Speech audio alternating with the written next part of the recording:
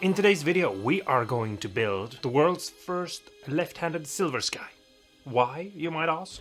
Well, because I am actually pissed off at PRS, angry as hell at them for not including us lefties in their PRS silver sky lineup of guitars, or whatever you call it. And I know that there are some of you out there who are awesome, but there are also some of you out there who doesn't understand sarcasm or jokes. And to you, I just want to say hello there. Some of you might know that behind me, there used to be two bodies hanging on the wall. Well, not anymore, because one of them is right here. And I first want to go through a little bit of what I've done to the body, you know, sort of pre-work before I actually start building this guitar. And then we'll jump into it. So a while back, you saw me taking apart a Les Paul Junior something similar guitar. And I did a scavenges of it. And here's the neck, and I'm going to use it for this. It's, you know, a Les Paul Cannon neck, but I think it will look cool on this body. You know? Wow. And so it will be fun for me to have a shorter scale or short scale strat or whatever you want to call it. So I was thinking I might as well at the same time make it into a silver sky. Both because it's kind of fun, but also because there is no left-handed option. But you can't just take a strat body and put another scaled neck on it and, you know, call it a day. So I had to do some things. What I had to do was I had to measure out the 12th fret and where the bridge would be, and I had to recut this to push the neck further in. Not much at all, but I wanted the 16th fret to line up with the end of the body, and I actually pushed it a little bit further in, just so the bridge would move in a bit. Because you have a bridge, and I know this is a Telecaster bridge, but you have the bridge, and you want to have room for the pickup, but you also want to have room for the movement of the saddle. You have to understand that, like, if you compress the spring, you can't go any further than that. And if you move it out all the way, it can't go any further than that. So you have to make room for that. And you have to think about that. It's actually really easy, and you see it as you're pushing the neck in and moving it further in. So all I had to do was remove somewhere around 5 mil on the back here. That let me push the neck in a little bit further than it is. You can see here how it lines up with the cavity pretty neatly. It has some overhang fretboard. And this tape here is where the 16th fret meets the body, and as you can see, it overlaps just a little bit. But I think that will be perfect for what I'm doing. Now, some of you might see this block here that is sunburst, and if you've been subscribed for a while, you know that I cut my Les Paul Junior body to pieces so I could get the neck loose and put it on another body, because the wood there wasn't nice enough. The wood is nice enough for this project because this isn't as serious, and the thing is, this body actually had wood here that had warped. So I had this weird bow here, and I inlaid a new piece of wood from that other guitar. And then I did some sanding and round over and removed as much as I could of the old crappy finish. What we're gonna do now is we are gonna shape this horn so it looks a little bit more PRS-y, and we are actually gonna do that with the pickguard on, because I wanna, you know, I wanna live dangerously. And then we're just gonna jump into paint. Well, primer and filler and then paint. I don't know what I'm doing. I'm in a strange mood today. I also want to say before I forget, I had to reshape this a little bit because otherwise the pickguard would be further than the neck or the neck pocket. You know, because the pickguard would not line up with the new pocket, it would line up with the old and be forced into the new, which would push everything back, you know, sort of. If you look at this, you see how it lines up, looks the way it's supposed to. But with this other pickguard, if I try to line it up, and I know this is a right-handed pickguard, but you can use your imagination a little bit. I can reach in under, and we can't have that, right? No. Okay, so I got the pickguard on, held in place with just 2 screws, 3 screws actually. And here I just have to sort of make up a sort of how much do I want to cut away. So I draw in some lines. And I know you can't see that, but there it is. It's a little bit hard for me to show you. Some of you most likely, if you are right-handed, or maybe even if you're left-handed, have a silver sky. I don't, because I've stopped buying guitars that are not left-handed. I don't find it to be worth it. I'm gonna remove some of this plastic.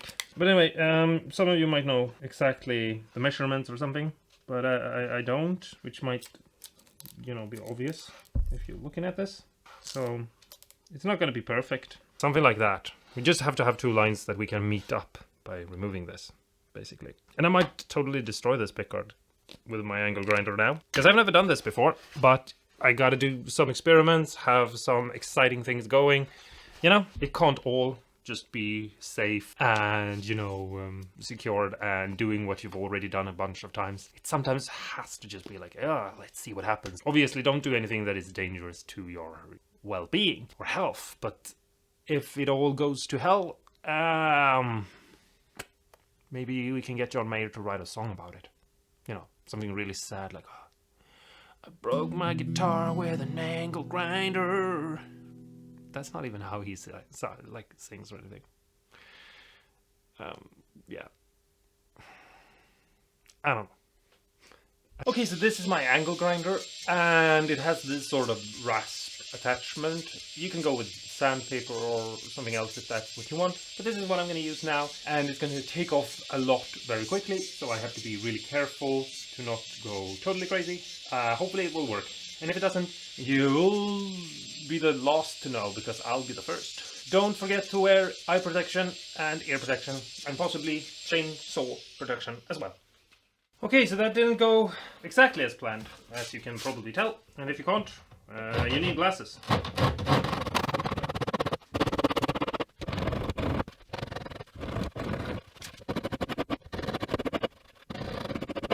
Now let's just take some sandpaper, put it on something somewhat round, and give it a little bit of a sanding. So, here's the body now, and it's, you know, very much a hand, you know, going off memory. I don't know, what I'm trying to say is, it's maybe not perfect, but it's close enough. I think that if you see this, you're going, I think that's a Silver Sky, or, you know, a weird wonky copy of it. Maybe you can help me come up with a fun name, like the Copper Sky or something like that. I don't know. Not Copper Sky. I mean, it should be better. Golden Sky, maybe. I don't know. Because, I mean, handmade is better than factory made. Anyway, you all saw how the pickguard went flying, which is, you know, I actually kind of expected that, to be honest. But sometimes you have to do stupid things in order to make stupid things happen. Yes. Anyway, I quickly took my sander and I just sort of reshaped it a little bit. It's not perfect, but if I hold this up to the body where I had it screwed down, I do feel like it looks pretty good. I don't know if that is exactly correct, and if it's not, we might have to make a new one. You know, cheap Harley Benton scratch plates are not that expensive. That's why they're called cheap. You know, I can buy 10 of them, and at least one will be right. But for now, we're gonna go with this one, because it doesn't matter, because we still have a lot of work to do on the body. I also have a different neck heel, which no one's commented about yet, which is another one of my weird jokes, since you can't comment on the video when I'm filming it. You have to comment once I've posted, which I'm encouraging you to do, because we need more comments, more likes, more subscribers, you know, that sort of things, because if we don't get that, the channel isn't being pushed by YouTube, and it's being lost and forgotten by all the other crazy things that people are doing on this platform. And I might not be the best, but at least I'm better than all those girls that are just dancing naked in the streets.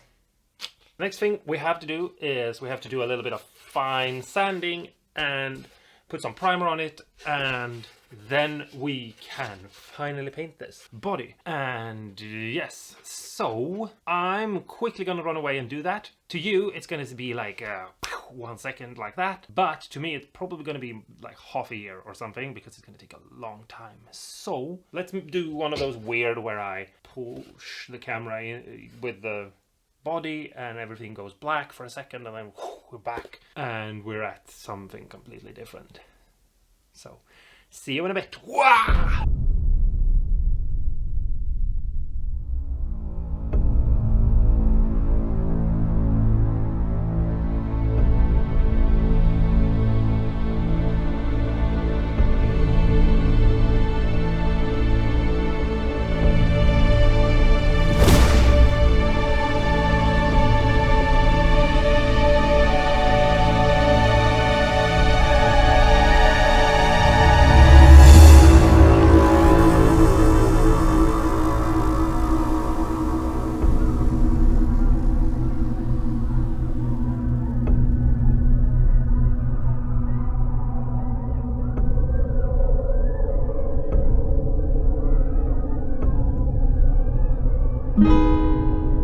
So, while we wait for the painted body to dry, here is the neck, and as you can probably see, the headstock looks nothing like a PRS. Now, I'm gonna try to make sure that it doesn't confuse anyone and look, you know, like a headstock of a PRS. But I want it a little bit closer. I'm not gonna put a PRS logo on or anything like that because I think that's dishonest. But I'm gonna remove the black paint because if you look at a PRS, it has the bare maple look on both sides. You know, the front and the back. And so we're gonna do something similar. And so the first thing we have to do is to just take off these tuners. So, without any further, I think I used to say sweebity swabbity woo. Let's just get into it. Yes.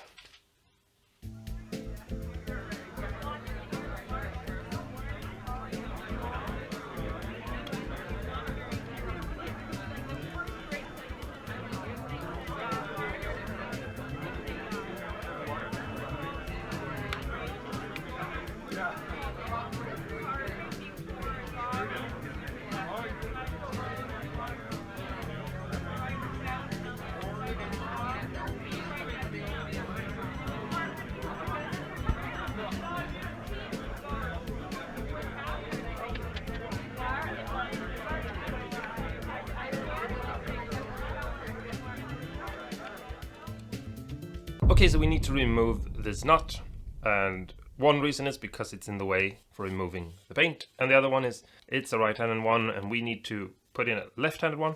I see a lot of people removing these in weird ways where they take their fret end snippers and they go like this and they like rip them out or something like that. It's a really bad way of removing them. It's not good at all, and I want to show you how I do it and what I think is a better way to remove these. If you have a lacquered neck or a lacquered fretboard and it goes up on the nut or very similar to it, you need to cut with a razor blade along the line and try to break it out of the being glued together basically with the lacquer. But if it's like this, you don't have to do that because there is no finish holding them together. It's just super glue. Now, you need a carpenter hammer.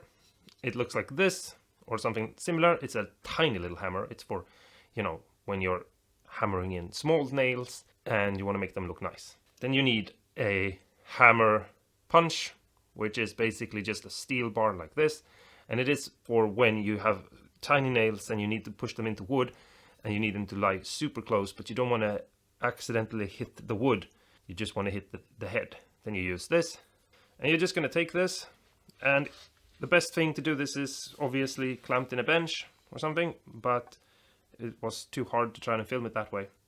So you hold this up to the nut and then you tap it, and you don't have to put in a lot of force at all. And then you can flip it over and do the same thing to the other side. And then also here on the front, line it up like this and just... I broke the glue and it came out without any issues at all. The nut has minimal dings in it, and this is really, I mean, you can see it's a really cheap, low quality plastic. And so if you think about it, if I could take this out that easy, my method, imagine if it was bone or something like that, that was a more sturdy, better material, it would come out even easier. So here we have the slot, and if I need to, or if I want to put this back in, I can do so. I understand that a lot of the times when you see someone restoring a guitar and they're taking out the nut and they're totally, destroying it, it's because they're gonna replace it anyway. But I don't really like the idea of destroying a nut because, you're gonna replace it anyway. I think you should take things out the best way you can take them out, even if you don't really care about keeping the part. Because if you have that sort of mentality going into a repair or a build, that like, oh, well, this part right here, it's not gonna be used again, so we can destroy it as we're taking it apart, then you might, accidentally end up destroying something more or doing more damage. So you should have the mentality of being careful and doing things in the smartest way possible to make as little damage as possible.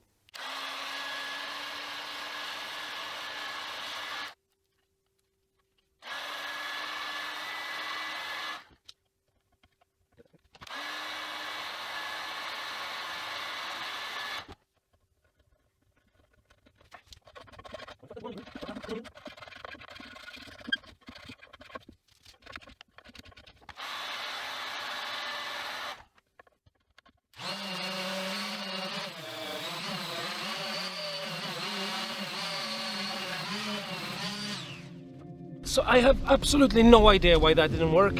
I wanted to heat up the lacquer and remove it that way, but for some weird reason, it's just like with the body, it just didn't work. I sanded it all off, as you could see, and I don't know why I had to do that. Sometimes that's just the way it is, you know. Some companies use really crappy, weird lacquer things, and you just have to roll with the punches, and sometimes sand it all away. So I've redesigned the headstock a little bit, just to get it a little bit closer to what a silver sky would look like. And also because this horn, which you can't see, and I don't know if I actually ever showed you, it's been destroyed. So it doesn't look as neat as this one does, which you can see just a little bit of this side is damaged. And I would either have to splice in a piece of wood or leave it or reshape the top. And so I decided, let's just draw out something that looks sort of like a silver sky, but it's hand drawn from memory and it's not completely an exact copy. And hopefully no one will ever be tricked or fooled into thinking that this is an actual PRS or an actual silver sky, something like that. I'm not selling this guitar or anything like that, but you never know. Preparing for the future and making sure that this is not something that could be interpreted as something it's not is important to me, especially because I'm making this video because it's fun. I don't want it to one day be, you know, someone else's heartache. I would be very, very, very sad if I make some sort of funny, silly joke thing here on YouTube that end up destroying someone's livelihood or something like that. So I trace out on the paper my design, then I cut with a razor blade into the wood on that line, so I can remove the masking tape surrounding it. And so I also have a short line cut into the wood. Then I take a permanent marker and I go over the line a couple of times so that I get a negative that shows exactly where the cut I did is. It will also seep into that little cut line that goes around my design, leaving a perfect place for me to go up with my sander.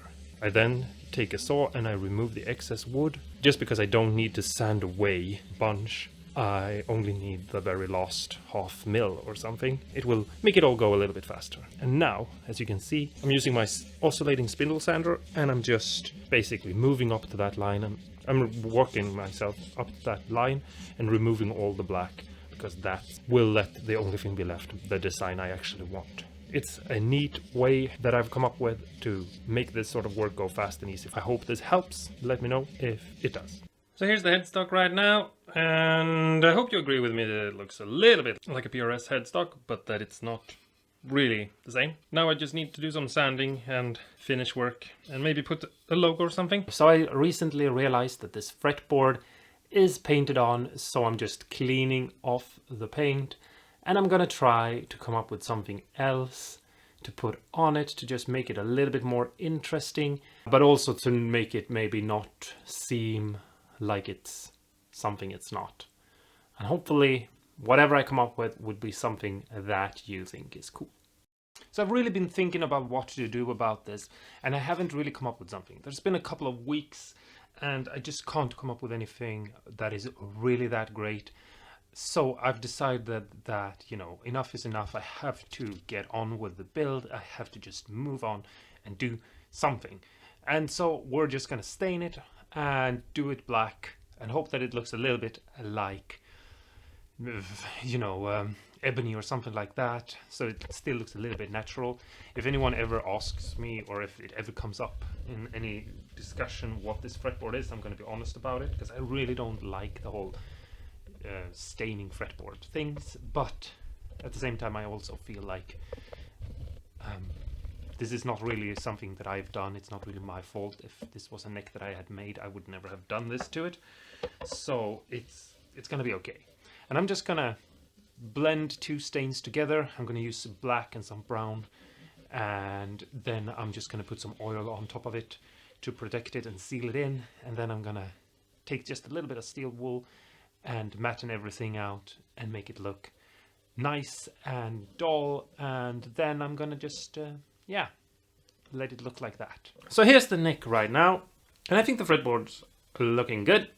It looks better than it did before with the other paint, and it definitely looks better than what it did when I just had it cleaned. The fret marks on the side are on the wrong side. So what I need to do is drill holes here and plug these up with some black material. I think I have some binding left over that I can maybe cut down to size and put in there. And since it's black binding, I can fill it up with black binding and it will disappear. And then we need to drill new holes and inlay markers on the opposite side, so this turns from being a right-handed neck into being a left-handed neck. That's really easy to do, so let's just jump into doing it and see what happens. I don't have any side markers laying around, so I'm gonna have to improvise and make my own somehow. Don't know how I'm gonna do that yet, because I have no idea of what to do, but I'm thinking maybe filling them in with a little bit of glow-in-the-dark paint and see what happens. I don't know if you can see it, but they are almost gone. If you look really close, you can see them a little bit, but I can always go in with a little bit more of super glue and fill in a little bit more, and then sand everything back a little bit more, and then go in with super glue again. So, I don't know, I'm pretty happy with the result, but yeah. And if you see the other side, they match up pretty neatly. So I'm gonna just take some of this glow-in-the-dark paint that I have, and I'm just gonna fill up these markers with as much paint as I can, and then wipe away the excess that is on top of it. And then once it's dried, I'm gonna fill up the rest of it with a little bit of lacquer, just so that the paint doesn't disappear. Now, I'm not really the kind of person that needs glow-in-the-dark fret markers, but I don't really know what else to do with these. So I'm thinking that this could be a fun experiment. I know that there is glow-in-the-dark fret marker that you can buy, but I don't have that. And so I think this is gonna do well. So now I'm just gonna leave these to dry for maybe 20 minutes or something like that. And then I'm gonna come back and see if everything looks good. If it doesn't, I'm gonna fill them again with just some more of this. And then once it looks nice, I'm gonna just put in a little bit of lacquer or something similar to just leave it to dry and become a hard, nice surface that protects the glow in the dark. And you know, they look pretty nice, basic right now. So if they glow in the dark, that's good. If they don't glow in the dark, yeah, we'll see, maybe. And here is the guitar body now, and it's been painted. And I have to say, I think that it looks really, really nice. PRS has already made a left-handed version of that. Yes, I know, but it took so long to paint it, and it was so much work, and I don't know what to do. I wanted to continue building it, even though it doesn't make any sense. I worked so hard. I know, Honcho. I know.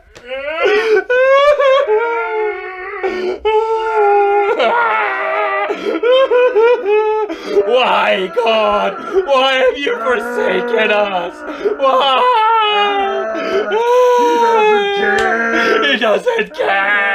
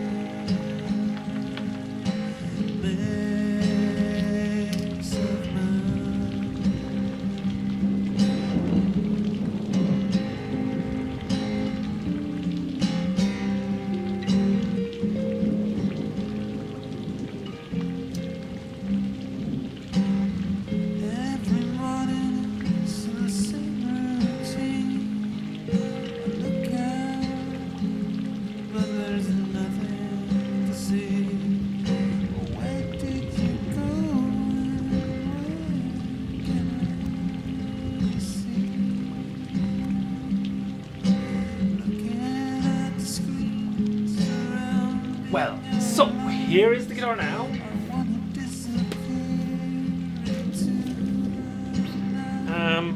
Yes, definitely the best way I could have shown you the guitar. But yeah. It's not perfect. It's not even decent. No. I think it looks pretty cool. It's not perfect. I had some issues with the paint. Believe it or not, this is actually supposed to be a 3D paint that goes from being red to being purple, depending on the lights. And as you probably can tell, it doesn't do that. Maybe you can see a little bit of movement in the paint. There are a couple of shimmers. It like shimmers from being purple and purple red. So there's a little bit of movement going on, but it's not the kind of way I wish to do it. I was gonna try to make a nebula or whatever they call the paint, but it didn't work out. I'm not gonna beat myself up too much over it because yeah, this was the first time that I did it, and I don't know, you know, it's first time for everything. Yeah, but I am at some point, not now, because so much to do, you know, but at some point I'm gonna repaint this guitar. But I don't know what I'm gonna do. I'm probably gonna do something else. I'm thinking, this is just a thought, but let me know what you think. Maybe this would be cool with like a swirl finish in like a couple of weird crazy neon colors, and I could route out a hole here for a monkey grip, you know, and make this into like a Stevie Ray Vaughan is not his name, Steve I mean, Silver Sky. I don't know. That was just a stupid idea that I had that I thought, you know, if you're gonna be stupid, why not be stupid all the way? Maybe just pink could be cool. Or maybe I should make it black and relic it so it looks sort of relic like his cool Fender guitar. You know? The one that is actually cool. I'm sorry, I still think that's better than his Silver Sky. But anyway, yeah. I'm gonna put strings on the guitar now, and then I'm gonna, you know, stretch the strings, and I'm gonna intonate the guitar, and then we're gonna jump into the sound. So that's gonna be a completely new video. No, I'm just kidding. We're gonna jump into it right now. But before then, I just want to say, don't forget to stay awesome and cool, and go and build your own cool guitar. It doesn't have to be a Silver Sky. In fact, PRS probably wants you to buy a Silver Sky. Whatever, you know, have fun, be creative, and do funny things that are funny.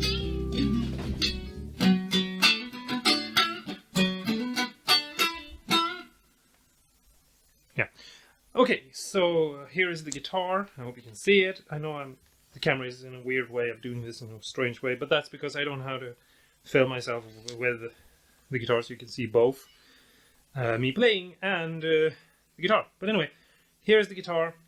Here is the neck pickup on the clean. I'm using a SM57 or whatever it's called microphone on my Marshall, and yeah, here's the neck pickup.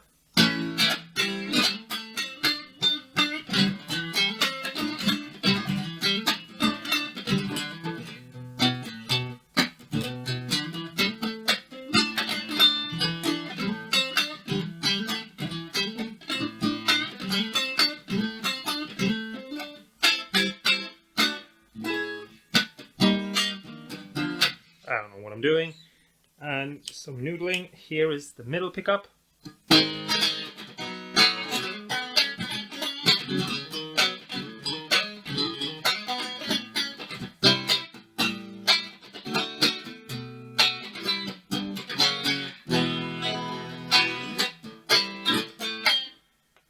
And here is the bridge.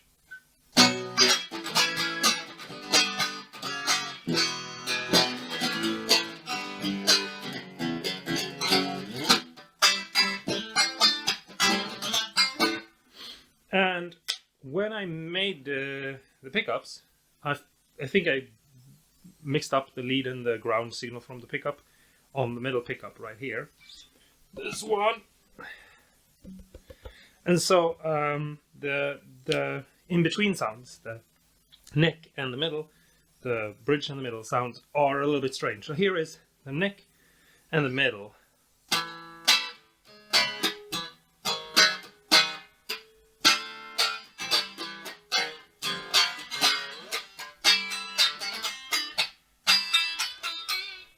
Yeah, super thin, not a very pleasant sound. Same thing here. If I go to the bridge and the middle pickup, those two. And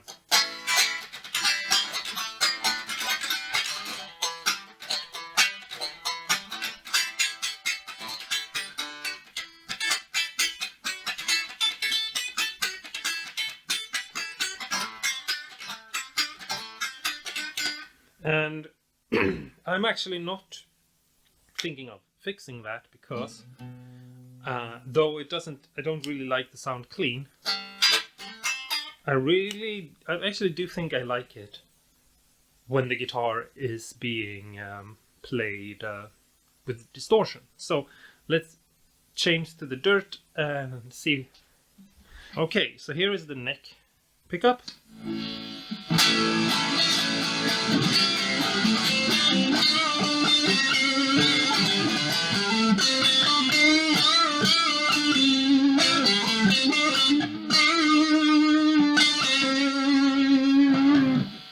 And here's the middle.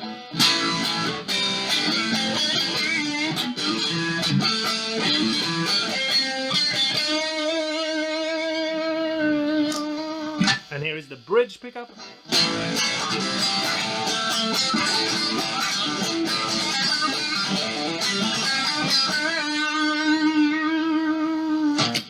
And then here is the neck in the middle pickup.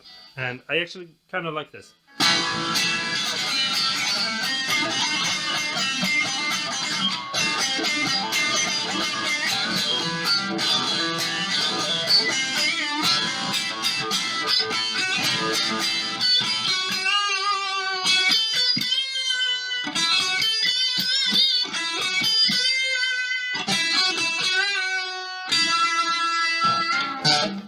Yeah.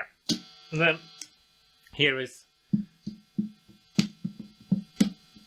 maybe I made them a little bit microphonic actually now when I, but anyway, here is the bridge in the middle pickup.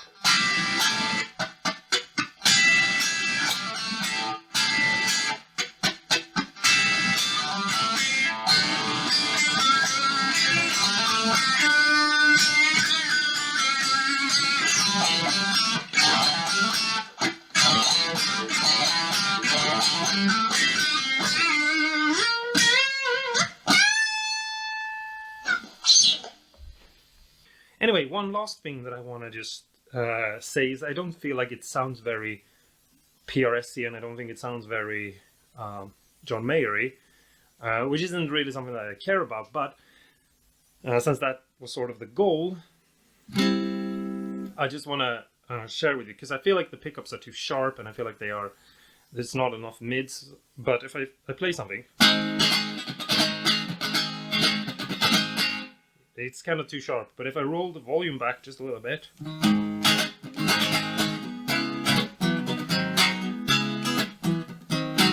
and I maybe roll in the tone as well. I'm using the neck pickup again.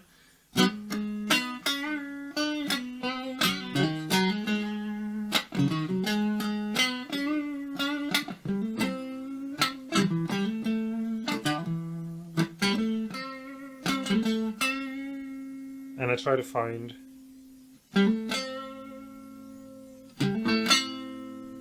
just the amount. It's just a little bit.